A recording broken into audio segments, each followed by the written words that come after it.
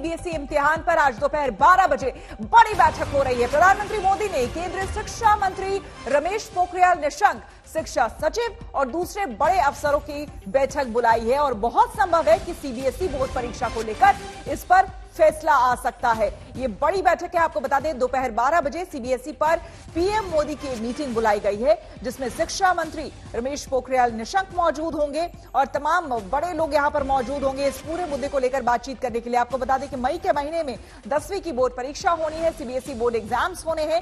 ऐसे में कोरोना के जब बढ़ते आंकड़े डरा रहे हैं और खौफनाक आंकड़े हर दिन सामने आ रहे हैं, तो एक बड़ा सवाल उठ रहा है कि क्या ये एग्जाम होने चाहिए या नहीं, क्योंकि आपको हम बता दें कि अलग अलग राज्यों में जिस तरह से आंकड़े आ रहे हैं सामने, अपने आप में वो डराने वाले हैं। अशोक सिंघल हमारे संवाददाता ज्यादा जानकारी के साथ जुड़ गए हैं। अशोक, क्या कुछ जानकारी इसके मामले में इस मद्देनजर? देखिए, 12 बजे प्रधानमंत्री, शिक्षा मंत्री रमेश पोखरियाल और बाकी अधिकारियों के साथ सीबीएसई एग्जाम को लेकर के एक मीटिंग करने जा रहे हैं, क्योंकि चौतरफा दबाव है सीबीएसई एग्जाम को टालने को लेकर के। चाहे राहुल गांधी हो, प्रियंका गांधी हो, दिल्ली अरविंद केजरीवाल, मनीष सिसोदिया, तमाम तरफ से ये मांग की जा रही है कि सीबीएसई एग्जाम इस वक्त कराना ठीक नहीं होगा। जो हालात है कोरोना को लेकर के, जो विस्फोटक स्थिति बनी हुई है, लगातार केसेस बढ़ते जा रहे हैं, तो चौतरफा मांग को देखते हुए खुद प्रधानमंत्री ने इनिशिएट किया है और अधिकारियों से शिक्षा मंत्री की बैठक बुलाई है और इस बैठक के बाद कुछ ना कुछ निर्णय आ सकता है, क्योंकि जिस ढंग से हालात बिगड़ रहे हैं, लगातार केसेस बढ़ते जा रहे हैं, तो सरकार के ऊपर भी दबाव है कि इस परीक्षाओं को लेकर के जो बाकी पार्टियों के, बाकी मुख्यमंत्रियों की तरफ से मांग हो रही है, उस पर कुछ ना कुछ करना पड़ेगा। और हालात ऐसे हैं कि इस वक्त छात्रों की परीक्षा कराना ठीक नहीं होगा। इसी को लेकर के ये रिव्यू बैठक बुलाई गई है, खुद प्रधानमंत्री ने इसको इनिशिएट किया है। बिल्कुल अशोक, अब हिमाचल में जिस तरह से हमने देखा कि वहां पर एग्जाम्स हो रहे हैं लेकिन सेंटर्स बढ़ा दिए गए हैं, क्या ऐसे भी फैसले लिए जा सकते हैं कि सेंटर्स को ज्यादा कर दिया जाए ताकि छात्रों की संख्या कम हो किसी एक पर्टिकुलर सेंटर में? देखिए, बिल्कुल तमाम ऑप्शन सरकार के सामने है कि ज्यादा सेंटर बना करके जो सोशल डिस्टेंसिंग की बात है, तो वो तमाम चीजें, जो प्रोटोकॉल है कोरोना कोविड-19 के जो प्रोटोकॉल है, उसका पालन करते हुए एग्जाम कराए। लेकिन ये सब अंदाजा है, ये सब हम मान के चल रहे हैं, लेकिन प्रधानमंत्री खुद इस बैठक को इनिशिएट कर रहे हैं। खुद प्रधानमंत्री ने बैठक बुलाई, प्रधानमंत्री की तरफ से ये हुआ है, तो कुछ ना कुछ तमाम ऑप्शंस पर बातचीत की जाएगी कि क्या कोविड-19 के प्रोटोकॉल का पालन करते हुए सेंटर बढ़ा दिए जाए या इसको पोस्टपोन किया जाए। इन तमाम ऑप्शंस पर इस बैठक में चर्चा की जाएगी। बिल्कुल, बहुत बहुत शुक्रिया आपका अशोक तमाम जानकारी के लिए।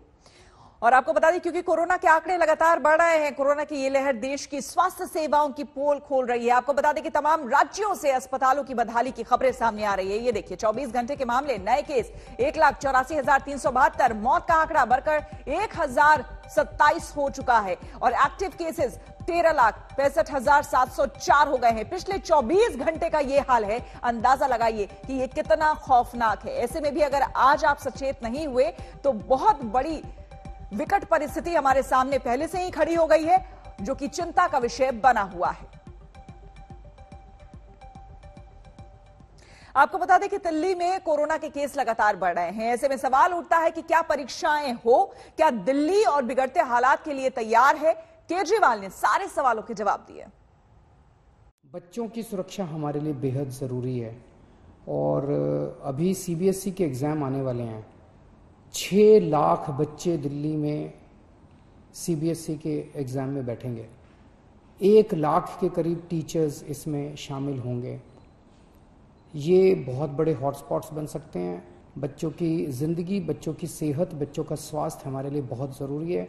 मेरी हाथ जोड़ के केंद्र सरकार से अपील है कि सीबीएसई के एग्ज़ाम्स को कैंसिल किया जाए और इसके एवज़ में कोई और तरीके निकाले जा सकते हैं, या तो ऑनलाइन का कोई तरीका या इंटरनल असेसमेंट करके उसके बेसिस के ऊपर इस बार बच्चों को पास किया जा सकता है। 13,500 केसेस काफ़ी ज़्यादा हैं। नवंबर में जो पीक आई थी उसमें 8,500 केस थे, उसके मुकाबले 13,500 केसेस ऑलरेडी हमारे हो गए हैं। इस बार जो वेव है, बहुत हम सब जानते हैं, बहुत खतरनाक वेव है।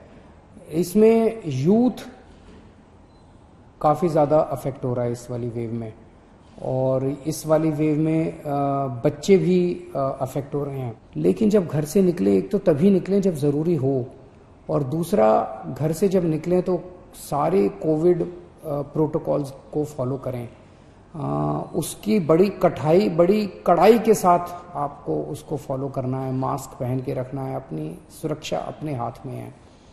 और दूसरा, अगर आप 45 साल से ऊपर की उम्र के हैं तो तुरंत जाके इंजेक्शन लगवा लीजिए। इंजेक्शन सारे सरकारी अस्पतालों में फ्री है। आपको बता दें कि कोरोना की ये लहर देश की स्वास्थ्य सेवाओं की पोल खोल रही है। तमाम राज्यों से अस्पतालों की बदहाली की खबरें सामने आ रही है। कोरोना के बढ़ते मामलों के आगे इंतजाम बौने साबित हो रहे हैं। परिजनों को खोने वालों की चित्कार हिला देने वाली है। जी यहाँ पे डॉक्टर चिल्लाते रह गए, डॉक्टर चिल्लाते रह गए, कोई डॉक्टर नहीं आया, कोई डॉक्टर नहीं आया, कोई डॉक्टर नहीं आया, क्या करें? क्या चलिए क्यों चले? क्या चलिए? यहाँ का अर्थव्यवस्था इतना खराब है, यहीं पे मरे हैं तड़प के। तड़प के मरे। मैं पापा को वापस कर पाएंगे, मैं पापा को वापस कर पाएंगे, वोट लेने के लिए से बात है। जब कोई अपना तड़प कर दम तोड़ दे तो दिल फट जाता है, आक्रोश बेकाबू हो जाता है। जी यहाँ पे डॉक्टर चिल्लाते रहे। ये एक बेटी की चीख है, कोई डॉक्टर नहीं आया, जिसके पिता अस्पताल की चौखट पर इसीलिए जिंदगी की जंग हार गए क्योंकि उन्हें वक्त पर इलाज नहीं मिला। जी यहाँ पे डॉक्टर चिल्लाते रह गए, डॉक्टर चिल्लाते रह गए, कोई डॉक्टर नहीं आया, कोई डॉक्टर नहीं आया, कोई डॉक्टर नहीं आया, क्या करें? क्या चलिए? क्यों चले? क्या चलिए? यहाँ का अर्थव्यवस्था इतना खराब है, यहीं पे मरे हैं तड़प के। रांची का ये सदर अस्पताल अपनी बद इंतजामी की वजह से एक पिता की जिंदगी लील गया, और अब बिटिया का इस अस्पताल पर, सूबे की सरकार पर, सिस्टम और सत्ता पर गुस्सा फूट रहा है। 60 साल के अपने पिता को बेहतर इलाज के लिए महिला हजारीबाग से रांची लेकर आई, लेकिन यहाँ तो मरीज भगवान भरोसे थे। पिता को अस्पताल लाना फिजूल रहा। नजरों के आगे पिता की सांसें टूट गईं।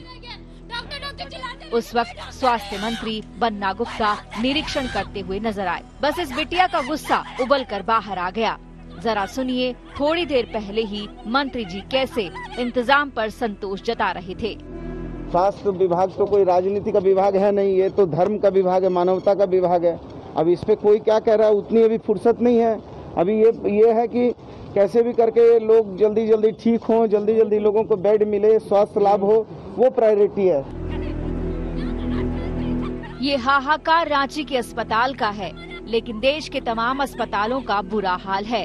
रायपुर की तस्वीरें देखिए, लाशों को रखने की जगह तक नहीं बची। स्ट्रेचर पर इतनी लाशें पड़ी हैं कि गिनना मुश्किल हो जाए।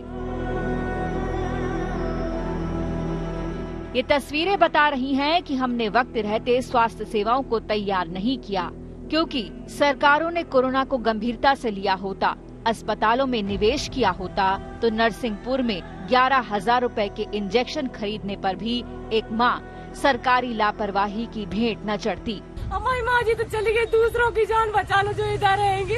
हमारी माँ जी के सामने जो 5 थे वो भी चले गए, सब चले गए। दूसरों की जान बचा लो, हमारी माँ जी चली गई, और भी लोगों की जान बचा लो। बहुत लापरवाही कर रहे हैं डॉक्टर, बहुत।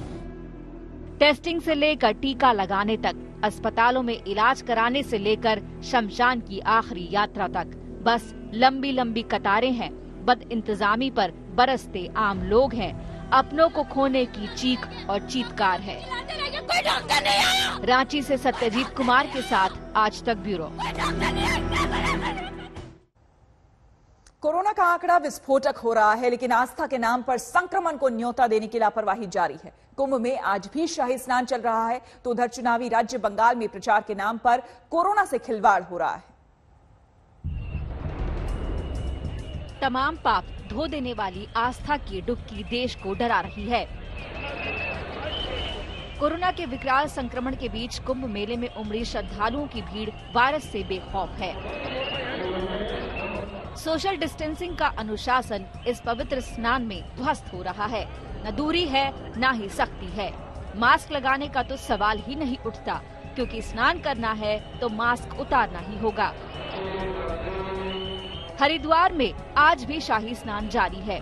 शाही स्नान का आज तीसरा दिन है। पहले साधु संतों की जमात स्नान का पुण्य हासिल करेगी, इसीलिए आम लोगों का प्रवेश सीमित रखा गया है।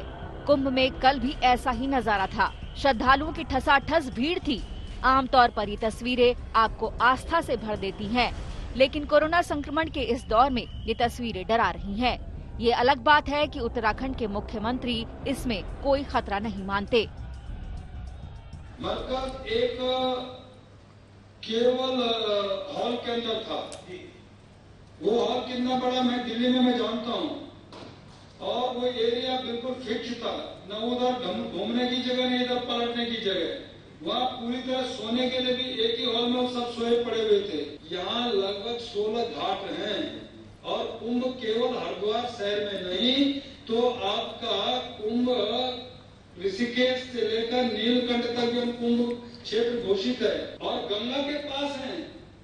माँ गंगा का अविरल धारा का पूरी तरह बहाव, आशीर्वाद ये सब लेके जाएंगे, तो उससे तुलना नहीं करनी चाहिए। ये बल्कि होना नहीं चाहिए, उससे तुलना कर तो विषय होता है ना। उत्तराखंड के मुख्यमंत्री गंगा स्नान की महिमा बताने में लगे हैं।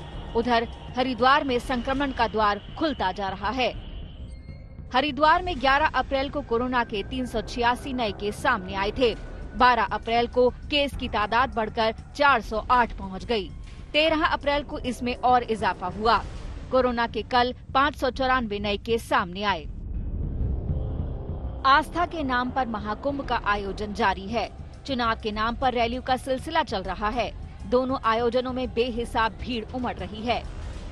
एक तरफ श्रद्धा के सवाल को आगे कर कुंभ की भीड़ पर चुप्पी है, तो दूसरी ओर राजनीतिक बिरादरी जोखिम की भट्टी में लोगों को झोंक रहे हैं। कहीं से कोई आह नहीं, कहीं कोई चिंता नहीं, कोई डर नहीं। कोरोना वायरस जैसे बाहें उठाकर स्वागत कर रहा हो। देहरादून से दिलीप सिंह राठौर के साथ आज तक ब्यूरो। अब हम कोरोना से जुड़ी ऐसी खबर आपको दिखाएंगे जो आपको परेशान करेगी। जी हां, संक्रमण को पकड़ने वाले आरटीपीसीआर टेस्ट पर अब सवाल खड़े हो रहे हैं। ऐसे मरीज मिल रहे हैं जो कोरोना के लक्षणों से पीड़ित हैं, लेकिन इसके बावजूद टेस्ट रिपोर्ट बार बार नेगेटिव आ रही है।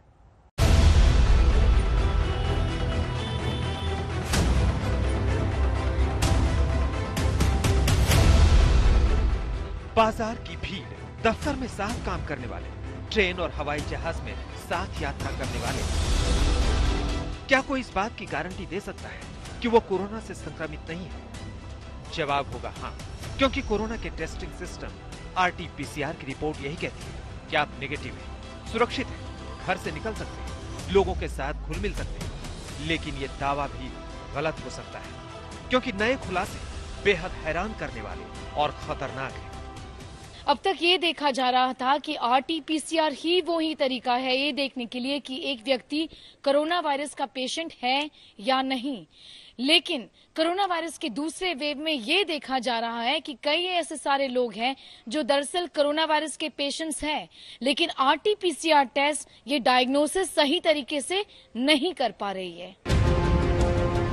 कोरोना की दूसरी लहर में अब सबसे खतरनाक बात यह है कि वायरस की मौजूदगी किसके शरीर में है, ये पता लगाना आसान नहीं है। पहले ही रैपिड एंटीजन टेस्ट को बहुत भरोसेमंद नहीं माना जा रहा था। अब आरटीपीसीआर टेस्ट की विश्वसनीयता पर भी सवाल उठने लगे हैं। कई मरीजों में कोरोना के लक्षण होने के बावजूद उनकी टेस्ट रिपोर्ट नेगेटिव आ रही है। यानी अगर किसी मरीज को बुखार, खांसी, सांस फूलने जैसी समस्या होती भी थी, तो इसके बावजूद रिपोर्ट में वो संक्रमित नहीं दिख रहा था। ऐसे में जब डॉक्टरों ने मरीज का सीटी स्कैन किया तो उसके फेफड़े में हल्के पैच दिखे, जो बिल्कुल कोरोना संक्रमित होने की निशानी है।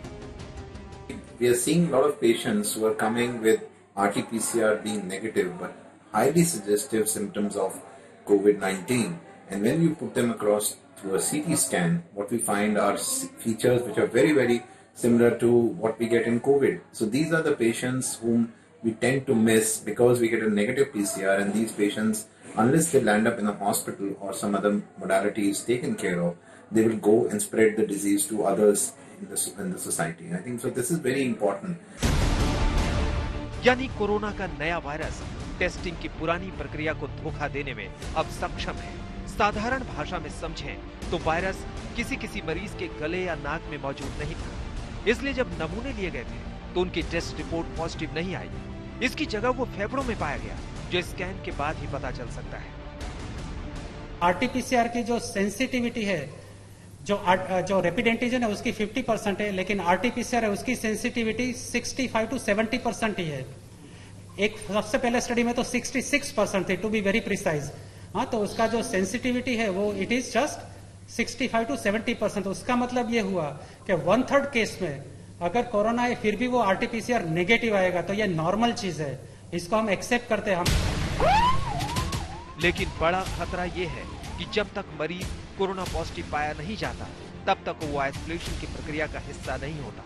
और ये घातक है, क्योंकि ऐसे मरीज लगातार वायरस फैलाने का काम कर सकते हैं और ये कहीं भी हो सकते हैं। ऐसे में जिम्मेदारी उस शख्स की बनती है कि अगर उसकी रिपोर्ट नेगेटिव आने के बावजूद कोरोना के लक्षण दिख रहे हैं तो वो खुद को तुरंत आइसोलेट करे और डॉक्टरों के संपर्क में रहे। We are seeing a lot of negative RT-PCR reports, but the patient are getting affected with the same symptoms. So, in those challenging cases, we are trying to extract the virus from deep inside the lung through a procedure called bronchoalveolar lavage. So that is becoming a handy tool for most of the clinicians to diagnose COVID-19 in such patients. देश में corona के जो नए variant मिले हैं वो ज्यादा संक्रामक है। इतना ही नहीं, वायरस अलग अलग प्रकार के भी हैं। दूसरी लहर में मरीजों की बढ़ती संख्या इसका सबूत है कि वायरस की प्रकृति बदल गई है और ये पहले से ज्यादा घातक है। नए लक्षणों में लोगों के पेट में दर्द, उल्टी और कंजक्टिवाइटिस जैसे लक्षण भी दिखाई दे रहे हैं, जबकि बुखार, बदन में दर्द, खांसी, सांस लेने में तकलीफ जैसे लक्षण तो पहले की तरह कायम ही है।